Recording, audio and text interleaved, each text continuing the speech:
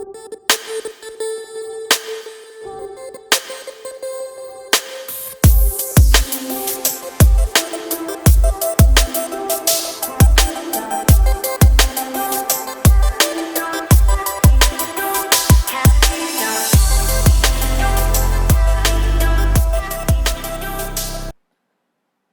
वालेकुम दोस्तों, उम्मीद है आप सब खैरियत से होंगे।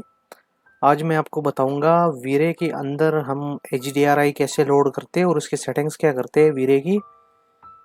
कि जो क्योंकि बाज़ औक़ात क्या होते हैं कि HDRI जो है वो सही तरीके से लोड नहीं होता, उसका इफ़ेक्ट जो है ना वो आपकी 3D के अंदर जो है ना वो दिख नहीं पाता। मतलब अगर आपके साथ के पास ब्लू स्काई लगा हुआ है बैकग्राउंड पे तो वो नज़र ही नहीं आता। तो आज मैं आपको बताऊंगा HDRI के HDRI के अंदर हम सेटिंग्स कैसे करते हैं और उसको अपलोड कैसे करते हैं अपने पिक्चर के अंदर। मैं आपको थोड़ा सा दिखा देता हूँ।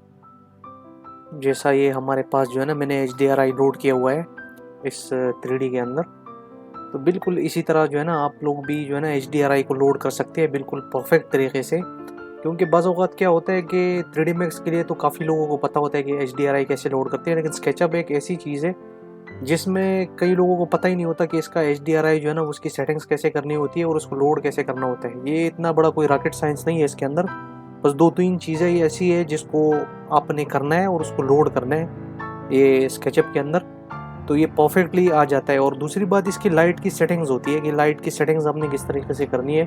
क्योंकि बाज़ औक़ात क्या होता है कि जब आप HDRI को लोड करते हो तो वो बहुत ज़्यादा काला होता है, अंधेरा होता है, क्योंकि बिल्डिंग के ऊपर आपकी इफ़ेक्ट जो है ना उसका आता ही नहीं है। तो सबसे बेहतरीन चीज़ ये मैं आपको बताऊंगा कि आपने कैमरा सेटिंग्स के अंदर इसकी लाइटिंग कैसे एडजस्ट करनी है। सबसे ज़रूरी चीज़ जो है ना इसका कैमरा है। इसके कैमरे के अंदर अगर आप लाइटिंग को एडजस्ट कर देते हो सही तरीके से तो आपका HDRI जो है ना वो ब्राइट दिखेगा और बेहतरीन दिखेगा, जिसका इफेक्ट आपके 3D के अंदर दिख जाएगा। जैसा हमारे पास इधर जो है ना HDRI अगर अप्लाई हुआ है तो मैं ग्लास के अंदर रिफ्लेक्शन देख सकता हूँ अपने HDRI का, अपने बैकग्राउंड का। सेम उसी तरीके से मैं उसका इफेक्ट यहाँ पे देख सकता हूँ, इस जगह पे देख सकता हूँ कि डिफरेंट जगह पे डिफरेंट लाइट हमारे पास आ रहा है, बिल्कुल ब्राइट नहीं आ रहा जिस तरह स्केचअप के अंदर अमूमन आता है। तो आपको मैं दिखा देता हूँ कि कौन सी सेटिंग्स जो है ना इसके लिए सबसे ज़्यादा ज़रूरी है HDRI को इम्प्लीमेंट करने के लिए। तो इसको मैं क्लोज कर देता हूँ। हमारे पास जो है ना ये वीरे 2.0 इंस्टॉल है। बेसिकली जो 3.4 है उसके अंदर प्रॉब्लम ये है कि जब हम रेंडरिंग कर देते हैं तो हमें डॉट्स नज़र आते हैं अपने रेंडर के अंदर। वो वर्क कर रहे हैं, अभी वीरे नेक्स्ट आया हुआ है, मैं उसके ऊपर भी आपको ट्यूटोरियल्स जो है ना बना के दिखाऊंगा इंशाल्लाह। अब यहाँ पे HDRI को कैसे लोड करते हैं, उसकी सेटिंग्स करने कैसे करते हैं। तो सबसे पहले हम आते हैं अपने इन्वायरमेंट के अंदर। इन्वायरमेंट के अंदर हमारे पास ये जो M का निशान है, हम इसके ऊपर क्लिक करेंगे। यहाँ पे हमारे पास डिफरेंट सेटिंग्स होती है, सही है। तो यहाँ पे जब हम बिटमैप पे क्लिक करते हैं तो यहाँ सबसे पहला वाला जो ऑप्शन है यहाँ पे क्लिक करेंगे।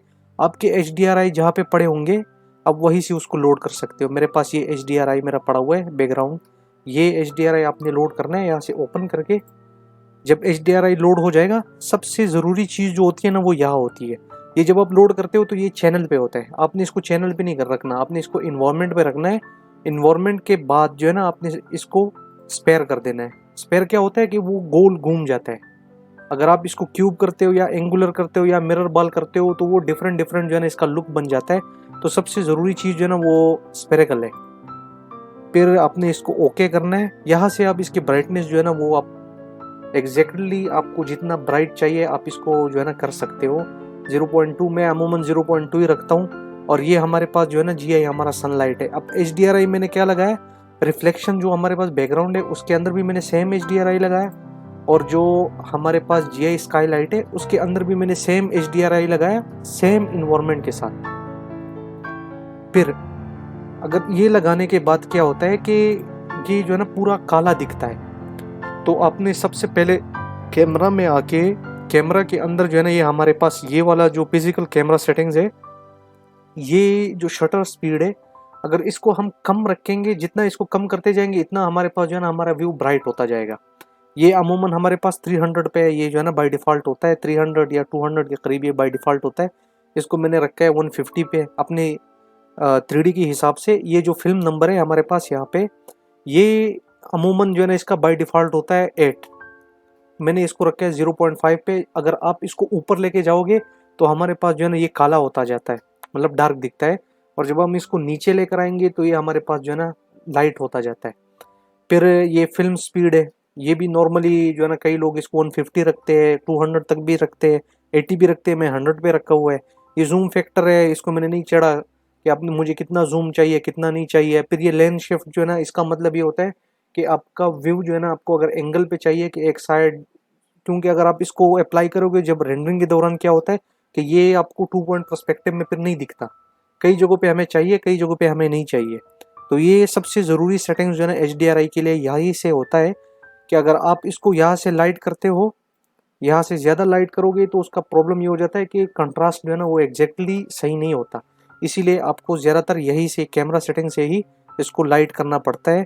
ये ग्लोबल स्विचेस है, इसके अंदर से जो है ना हमने कुछ नहीं चेंज करना, बस यही जो 3 ऑप्शन है हमारे बाय डिफ़ॉल्ट ये सेलेक्ट होते हैं। और ये फ़िल्टर में GI हमने लगाना है ऑलरेडी, और यही पे जो है ना इसको हम 0.001 कर देंगे। फिर आते हैं हमारे पास सिस्टम। अब सबसे ज़रूरी चीज़ जो है ना ये सिस्टम है, ये मैं आपको बाद में एक्सप्लेन करूँगा। ये सिस्टम के ऊपर भी मैं एक 3D बनाऊँगा इंशाल्लाह, एक वीडियो बनाऊँगा, सॉरी एक वीडियो बनाऊँगा जिसके अंदर मैं आपको बताऊँगा, क्योंकि ये सबसे ज़रूरी चीज़ है हमारे साथ जो सिस्टम है। कई लोगों को, बहुत सारे लोगों को नहीं पता।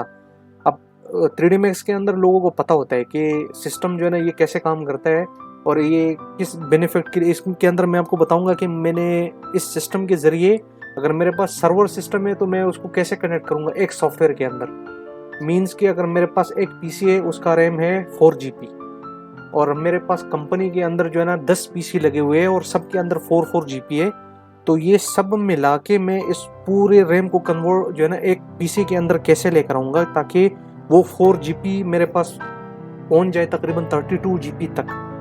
जितने भी ग्राफिक्स कार्ड है सब PC की रिक्वायरमेंट जो है ना वो इस एक सिस्टम के अंदर जो है ना आप कंबाइन कर सकते हो। तो इसके ऊपर मैं आपको बताऊंगा, एक वीडियो प्रॉपर बनाऊंगा जिसके अंदर मैं आपको सिस्टम कनेक्ट करके सारा कुछ बताऊंगा इंशाल्लाह इसके अंदर। फिर हमारे पास आता है इमेज सेटिंग, एनालाइजिंग।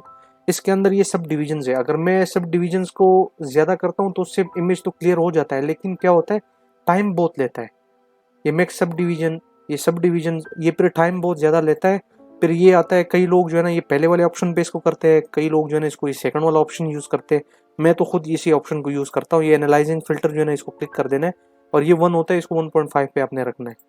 फिर आते हैं DMC में। DMC में क्या होता है, ये नॉइस है। नॉइस अगर आप, ये बाय डिफ़ॉल्ट 0.1 होता है, आप इसको 0.001 रख सकते हो।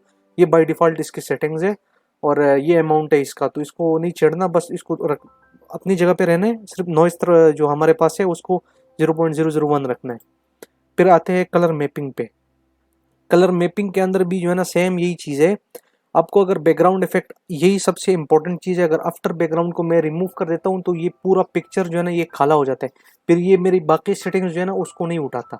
तो ये ऑप्शन जो है ना हमेशा अपने ऑन रखना है, क्योंकि जब आप इसको बंद करोगे तो रेंडर पूरा काला हो जाता है। मैं आपको दूसरा वीडियो बनाऊंगा उसके अंदर मैं इसके काफ़ी सारे इफेक्ट जो है ना वो उधर भी दिखाऊंगा इंशाल्लाह कि ये कैसे काम करता है। फिर आते हैं VFB चैनल, ये भी सबसे ज़रूरी है। कई सॉफ्टवेयर जैसे ल्यूमिन हो गया उसके अंदर, या 3D Max हो गया उसके अंदर जो है ना हमारे पास 3 4 5 किस्म के पिक्चर जो है ना वो आते हैं। वो कैसे आते हैं, मीन्स के एक लाइट आता है, रिफ्लेक्शन आता है, फिर हमारे पास जो है ना मटेरियल ID पिक्चर आता है। वो यही से हम लोड कर सकते हैं। जिस तरह मैं नीचे जा रहा हूँ, ये अब मटेरियल ID मुझे लोड करना है, इसको मैं ऐड एज अ चैनल करूँगा। ऑलरेडी जो है ना एक दफ़ा लोड है, लेकिन मैंने दोबारा भी इसको लोड कर दिया। जब ये रेंडर होगा तो मेरे साथ ये एक दूसरा इमेज भी देगा, वो फोटोशॉप एडिटिंग के दौरान जो है ना मेरे बहुत काम आएगा। अदरवाइज़ अगर मैं इसको सिंपल रेंडर करता हूँ फिर मुझे सिलेक्शन में सबसे बड़ा प्रॉब्लम होगा। तो ये मटेरियल ID मैं यहाँ से इसको ऐड एज अ चैनल कर सकता हूँ। फिर ये आउटपुट है, जितना आपको साइज़ चाहिए उस हिसाब से आप इसकी साइज़ एडजस्ट कर सकते हो। फिर ये इल्यूमिनेशन है, इसकी सिचुएशन, सारी चीज़ें ये हम इंक्रीज़ कर सकते हैं। ज़्यादातर इंटीरियर के अंदर जो है ना हम इसको 60 रखते हैं अमाउंट को। सब डिवीज़न इसको हम कम ज़्यादा भी कर सकते हैं। इसको भी जो है ना अगर हमने इसको 60 रख दिया, इसको भी 10-15 पे हम इंटीरियर में लेके जाते हैं, लेकिन एक्सटीरियर में इसको नहीं छेड़ते, सिर्फ ऑन कर देते हैं क्योंकि ये ऑप्शन ऑफ होता है, हम सिर्फ इसको ऑन कर देते। फिर इरेडेंस में ये जो है ना मिन रेट और मैक्सिमम रेट, ये चीज़ जो है ना ये भी आपके इंटीरियर पे बहुत बड़ा इफेक्ट करता है, क्योंकि जिनकी पीसी की रिक्वायरमेंट्स लो होते हैं उन लोगों को चाहिए कि इसको बाय डिफ़ॉल्ट रखें। उसका रीज़न ये है कि अगर आप इसको अपनी जगह पे रहने दोगे तो रेंडरिंग के दौरान क्या होता है कि वो फिर टाइम लेता है। अगर आप इसको इंक्रीज करते हो मैक्सिमम रेट को या मिनिमम रेट को आप इंक्रीज कर देते हो या उसको डिक्रीज कर देते हो, तो वो आपकी जो टाइम लिमिट है रेंडरिंग की उसके ऊपर इफेक्ट करता है।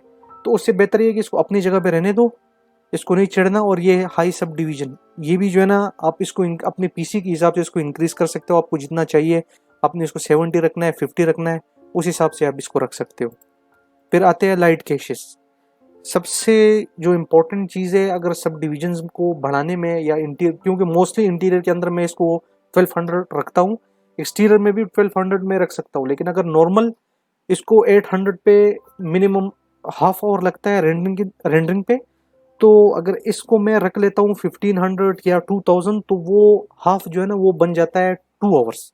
तो इसीलिए मैं इसको भी नहीं छेड़ता, क्योंकि ये तभी काम करता है जब आपके पास डिस्ट्रीब्यूशन रेंडरिंग चल रही हो। अगर आपके पास 4 5 6 पीसीज आपने एक जगह पे कनेक्ट किए हुए एक ही सॉफ्टवेयर के साथ, जो स्केचअप के अंदर मैं आपको बताऊंगा कि कैसे पीसीज को कनेक्ट करते हैं और ये काम कैसे करता है, तो उस वक्त क्या होता है कि आप इस सब डिवीजन जो है ना इसको इंक्रीज कर देते हो, लेकिन आपका पीसी जो है ना वो मोर पावर लेता है बाकी पीसी से भी, तो वो आपकी एक पीसी के ऊपर इफेक्ट नहीं करता और आपका जो रेंडरिंग टाइम है वो भी रिड्यूस हो जाता है। अगर नॉर्मली आपके पास एक पीसी है और आपने 2000 सब डिविजन्स किए हुए हैं, तो ये अगर 3 आवर्स लेता है, तो आप अगर इसको पीसीस को 4 पीसीस को कंबाइन कर देते हो तो वो 3 आवर्स बन जाता है 1 आवर।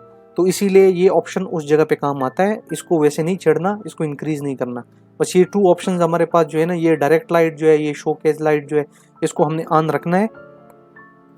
फिर ये वाला ऑप्शन है इसको तो बिल्कुल नहीं छेड़ना, ये बाकी जो है ना सारा बाय डिफ़ॉल्ट। सबसे इम्पोर्टेंट चीज़ जो है ना ये लाइट कैशेज़ है, फिर हमारे पास आउटपुट है और ये FB जो चैनल है हमारे पास, ये सबसे ज़रूरी चीज़ है।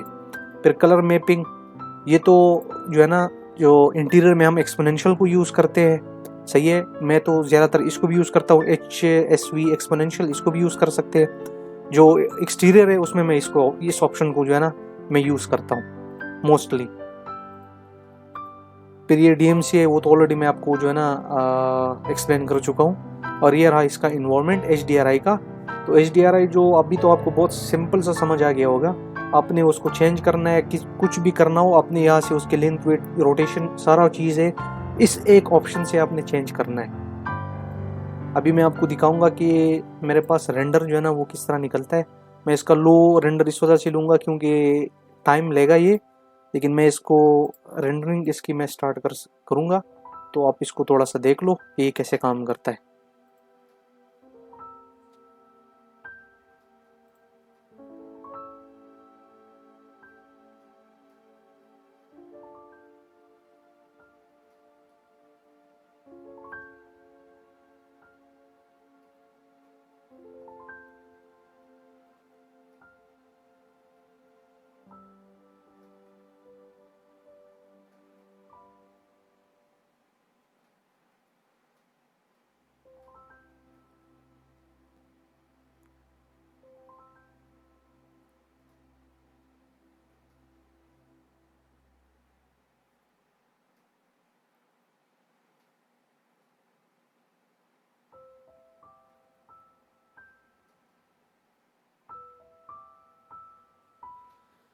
यहाँ पे मैं आपको एक चीज़ और बताऊँगा कि ज़्यादातर जो है ना हम लाइटिंग अगर किसी चीज़ की एक्सपोजर को या किसी चीज़ को बढ़ाना चाहते हैं, तो सबसे ज़रूरी चीज़ हमारे साथ जो है ना रेंडरिंग के अंदर भी जो है ना ऑप्शन मौजूद होते हैं। सबसे ज़रूरी जो ऑप्शन है वो एक ये है, आप इसको ऑन करो और ये वाला जो ऑप्शन है इसको, तो इसके अंदर जो है ना आप क्या कर सकते हो कि आप इसको इंक्रीज़ करोगे तो आपकी लाइटिंग जो होगी वो भी इंक्रीज़ हो सकती है इस ऑप्शन से।